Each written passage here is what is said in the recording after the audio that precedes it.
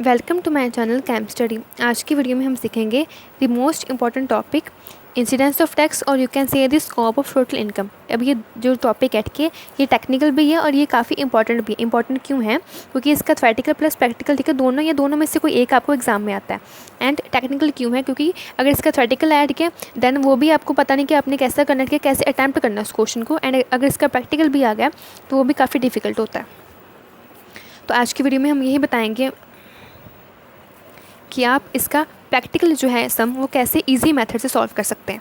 तो सबसे पहले आपको पता होना चाहिए कि जो आपकी टोटल इनकम है ठीक है, उसकी टाइप्स कितनी है। तो उसकी दो टाइप होती है। फर्स्ट होती है आपकी इंडिया की इनकम ठीक है, सेकंड होती है आपकी फॉरेन की इनकम ठीक है। अब देखिए इंडिया की इनकम क्या है? earned, accrue, receive in the India. First point. Second point, payable in India but earned in a foreign country. And last, earned in India but it's received and payable outside India. Simple in तीनों point का मतलब क्या होता है कि जो आपने income earn की है ठीक है अपनी इंडिया में, जो आपको अक्रू हुई है, दोनों का वैसे मीनिंग सेम है, एंड जो आपको रिसीव हुई है इंडिया में ठीक है, वो इनकम आपकी मानी जाएगी इंडिया की इनकम। एंड नेक्स्ट इसका है फॉरेन की इनकम। अगेन कहते हैं जो आपने इनकम कमाई है, जो आपको इनकम मिली है ठीक है इंडिया के बाहर, उसको हम क्या कहते हैं? फॉरेन की इनकम ठीक है। अब यहाँ पे आपने दो वर्ड सीखे ठीक है, एक तो अर्न, रिसीव और अक्रू ठीक है। तीनों का मेथड देखते हैं। देखिए रिसीव का मतलब क्या होता है कि किस जगह में आपको पैसे मिले हैं ठीक है, एक्चुअल अमाउंट आपको कहाँ मिली है। एंड अक्रू और अर्न दोनों का मतलब सेम होता है कि आपने वो जो इनकम है ठीक है वो कहाँ पे जनरेट की है ठीक है। अब कई बच्चे क्या सोचते हैं कि दोनों चीज़ें एक है ठीक है, जहाँ पे आपने काम किया आपको वहीं पे पैसे मिले, बट ऐसा नहीं होता। देखिए इसकी एग्जांपल, जैसे कि मिस्टर ए था ठीक है, इंडिया में था ठीक है, वो देन इंडिया में वो कहाँ गया? कनाडा में गया ठीक है, अपने कुछ प्रोफेशनल अपने सर्विसेज देने के लिए ठीक है, मेडिकल सर्विसेज को प्रोवाइड करने के लिए। तो जब वो कनाडा में गया ठीक है, वहाँ उसने काम किया ठीक है। तो वहाँ जब उसने काम किया ठीक है, तो उस जगह पे ठीक है इसने क्या कर लिया? अपनी इनकम को जनरेट कर लिया ठीक है। इनकम जनरेट कैसे होती है कि आपने किसी कोई भी काम किया ठीक है, जब आप एक पर्टिकुलर चीज़ का काम कर देते हो ठीक है, तब वो जो पर्टिकुलर पर्सन है ठीक है, जिसके लिए आपने काम किया होता है, उसकी एक लाइबिलिटी बन जाती है कि हाँ भाई मैंने आपको पैसे पे करने हैं ठीक है। तो उसको हम कहते हैं कि आपने जनरेट किया ठीक है इनकम, आपने खुद पैसा मेहनत की है, मेहनत करके आपने वहाँ से पैसा ग्रो किया है, जनरेट किया ठीक है।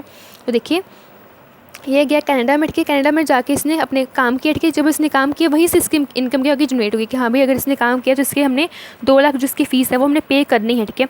अगेन अगर कहते हैं जो है जिस हॉस्पिटल में ठीक है ये गया था, अगर उस हॉस्पिटल वालों ने ठीक है ये जो इनकम है 2 लाख की, 2 लाख की इनकम ठीक है, अगर इससे कनाडा में मिल गई देन सेम केस होगा कि हमें अक्रू ठीक है, हमने अक्रू भी सेम जगह से किया था एंड हमें रिसीव भी सेम जगह से हुई है। बट कहते हैं अगर जो है उसकी हॉस्पिटल है जो कनाडा वाले ने के,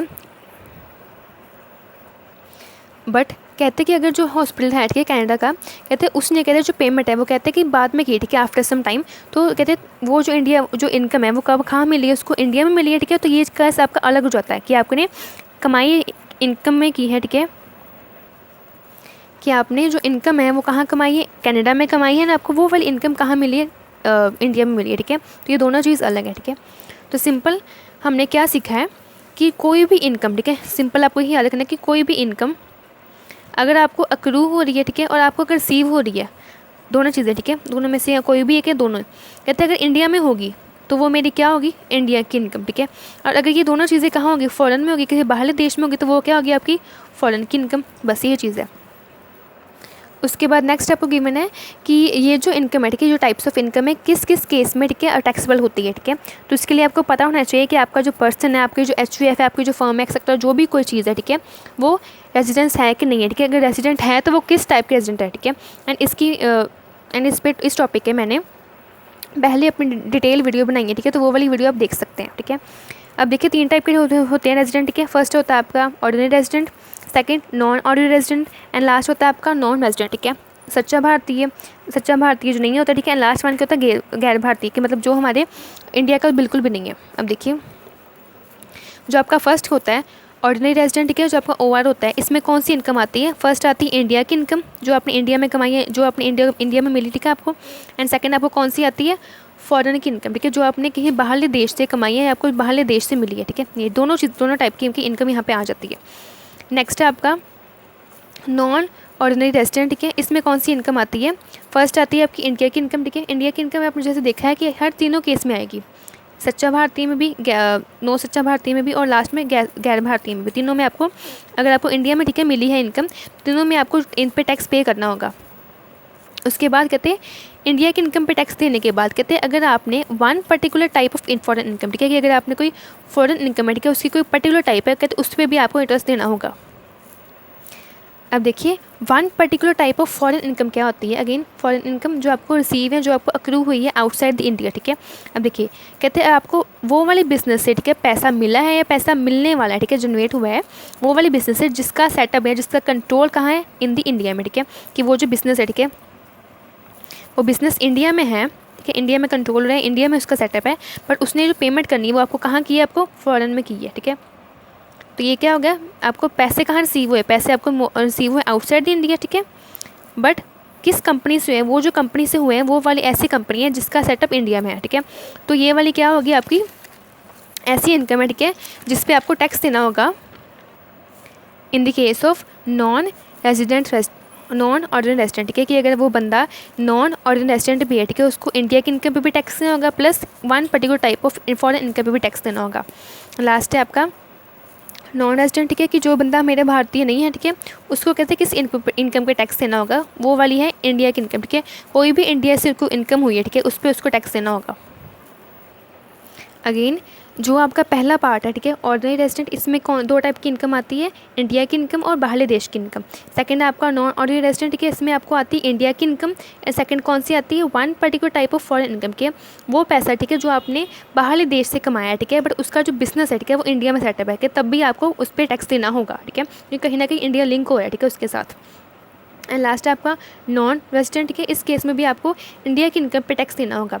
नेक्स्ट इसको और डीपली समझाने के लिए नेक्स्ट हम देखते हैं इसका न्यूमेरिकल। तो देखिए ये है आपका न्यूमेरिकल, ठीक है, कहते following are the incomes of Shri Ramnath for the previous year 1890, ठीक है। सबसे पहले अगर आपको स्टेटमेंट गिवन है, ठीक है, तब देन आपने क्या करना है, सबसे पहले अपनी टाइप देखनी है, आपकी कौन सी टाइप है इनकम की, ठीक है, इंडिया की इनकम है कि फॉरेन की इनकम है, ठीक है। जैसे कि आपको उससे पहले ना आपने एक टेबल बनाना है पर्टिकुलर ट्रांजेक्शन्स का, उसके बाद अपने 3 कॉलम बनाने हैं एक्स्ट्रा। फर्स्ट कॉलम होगा आपका ओवर, जिसमें कहते हैं ऑर्डिनरी रेजिडेंट। सेकंड आपका N O R, it means non ordinary resident. And last है आपका N R, it means non resident, ठीक है।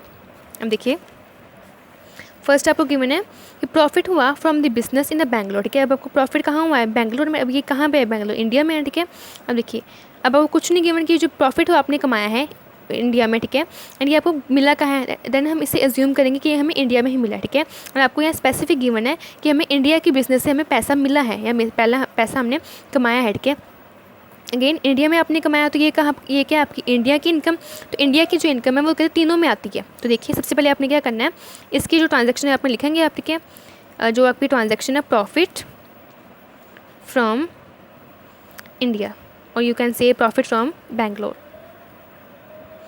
बैंगलोर बिजनेस, ठीक है। ऐसे अपने ट्रांजैक्शन लिख देनी है, ठीक है। मैं यहाँ कंप्लीट नहीं लिख रही हूँ, ठीक है, सिंपल मैं यहाँ अमाउंट डाल रही हूँ आपको बता के। इसकी अमाउंट की 10,000, ठीक है, तो ये 10,000 तीनों में आएगा, क्योंकि है तो इंडिया की इनकम, और इंडिया की इनकम कितनी तीनों पे आती है, 10,000 एंड लास्ट है 10,000। नेक्स्ट है कि income accrued in India but receive in Japan. Again accrue होगी ना इंडिया में, ठीक है, या तो मैंने पहले बताया था अक्रू हो इंडिया में या तो रिसीव हो, ठीक है। अगेन अक्रू होगी, हमें फिर उसके बाद कुछ नहीं मैटर करता कि हमें कहाँ मिली है कहाँ नहीं मिली, सिंपल इंडिया की इनकम है, ठीक है। देन अगेन ये भी तीनों साइड ही आएगी। अगेन आपने ट्रांजैक्शन लिख देनी है, ठीक है। ये 4,000 एंड लास्ट है 4,000, ठीक है। उसके बाद नेक्स्ट आपको गिवन है profit from a business in a Canada but receive in a India, ठीक है। हमारा जो बिजनेस था वो कहाँ था, कनाडा में था, ठीक है, बाहरी देश में था, बट हमें पैसे कहाँ मिले, इंडिया में मिले। अगेन इंडिया की इनकम होगी, अमाउंट कितनी है 5,000, तो ये 5,000 में तीनों में आएगा, 5,000। नेक्स्ट है income from a house property in a Karachi receive in a Bombay, ठीक है। अब देखिए बॉम्बे कहाँ आता है, आपको इंडिया में आता है, ठीक है। और हमें कहाँ मिली, कहते हैं हमें इंडिया में ही मिली, इंडिया किसी भी देश में मिली, ठीक है। तो इंडिया में आई है, तो ये जो इंडिया में आई है ये हम क्या ये है क्या हमारी इंडिया की इनकम है, तो इससे हम करेंगे तीनों में प्लस 4,000 एंड 4,000, ठीक है। नेक्स्ट आपको बोला है कि आपने प्रॉफिट हुआ है from a business establish in England, ठीक है, किसी बाहरले देश में आपका जो बिजनेस है वो इस्टेब्लिश हुआ था, एंड आपने वही डिपॉजिट करा दिया अपना पैसा, ठीक है। And this business is controlled in India, ठीक है। अगेन ध्यान से देखना, आपको किसी बाहरले देश में जिसका नाम है इंग्लैंड, ठीक है, उसको आप वहीं से आपको इनकम अक्रू हुई और वहीं से आपको वो इंडिया जो इनकम है वो रिसीव हुई, ठीक है।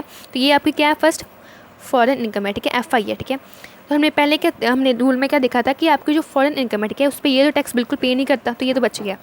कौन टैक्स पे करता है, अपना फर्स्ट वाला, तो इसका हम लिखेंगे अपनी 20,000, ठीक है, तो यहाँ लिख दिया हमने। एंड ये जो बचा NOR, ठीक है, इसका मैंने पहले बताया था आपने कि आपने वो वाली फॉरेन इनकम को प्लस, वो वाली फॉरेन इनकम की अमाउंट को प्लस करना है जिसका बिजनेस, ठीक है, कहाँ हो, इंडिया में हो, ठीक है। तो देखिए कि ये जो इंग्लैंड का बिजनेस है, ठीक है, कि इंडिया में है कि नहीं है। कहते हैं कि कहीं कंट्रोल कहाँ से हो रहा है, इंडिया में हो रहा है। अगेन कहीं ना कहीं इंडिया आ गया, देन हमने इंडिया आ गया, इट मीन्स हमने उसे टैक्स तो काटना है। तो ये 20,000 कहाँ आएगा, NOR में भी आएगा।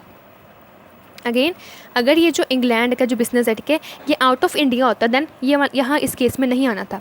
बट अगेन इसका जो कंट्रोल है वो इंडिया में है, इट मीन्स कहीं ना कहीं लिंक हो रहा है इंडिया के साथ। दैट इज़ वाई ये क्या है, मेरी फॉरेन की इनकम है, बट ऐसी इनकम है जिसका जो है कुछ पार्ट हमें इंडिया से कहते हैं लिंक है। दैट इज़ वाई हमने NOR में भी इसको मैं लिखूँगी। उसके बाद नेक्स्ट है income from a house property in America and deposit there, कि आपको इनकम कहाँ से हुई, अमेरिका में हुई, ठीक है, तो आपको वही मिली है, ठीक है। और ये क्या है, आपकी फॉरेन की इनकम है। दैन ये तो कंफर्म है कि यह इसने तो टैक्स नहीं पे करना, जो पहला वाला बंदा है बेचारा, इसने तो टैक्स पे करना ही करना, चाहे जैसी भी इनकम हो, ठीक है। तो यहाँ मैंने लिख दिया। अब बच्चा ये NOR, ठीक है, NOR को मैंने पहले बताया था कि हमने वो वाली फॉरेन इनकम को यहाँ प्लस करना है जिसका लिंक इंडिया में हो, जिसका कंट्रोल, जिसका सेटअप इंडिया में हो। अगेन हमें अमेरिका की प्रॉपर्टी से, ठीक है, हमें इनकम हुई, ठीक है। तो आपको आगे कुछ नहीं गिवन कि जो इस प्रॉपर्टी का लिंक है वो इंडिया में है कि नहीं है। दैन हम ये अज्यूम करेंगे कि इसका लिंक इंडिया में नहीं है, ठीक है। इट मीन्स ये बेचारा भी बच गया, इसको भी नो टैक्स, इससे भी कोई इनकम इंक्लूड नहीं होगी। उसके बाद नेक्स्ट आपको बोला है कि past untaxed income brought into India during the previous year. इसका मतलब है कि आपने अपने पिछले सालों में, ठीक है, कुछ इनकम को कमाया था, बट उस पर आपने टैक्स नहीं पे किया, ठीक है। आपको लिखा गिवन है ना कि अनटैक्स इनकम की वो इनकम जिस पे आपने टैक्स नहीं पे किया, ठीक है, बट अब वो वाली इनकम आप इंडिया में लेके आ रहे हो, ठीक है, अपने प्रीवियस ईयर में। देन ये तो आपको पता है कि ये वाली इनकम है, ठीक है, आपकी ये क्या होती है, एग्जम्प्टेड होती है तीनों केस में, ठीक है, इस पर हम टैक्स नहीं लगाते। तो ये वाली जो इनकम है वो कहीं भी नहीं आएगी। अगेन इन सभी को कंप्लीट करने के बाद नेक्स्ट मैं क्या करूँगी, अलग अलग कॉलम्स का टोटल करूँगी। टोटल करने पे OR की कितनी इनकम बन रही है, 45,000, NOR की 43,000, NR की 23,000।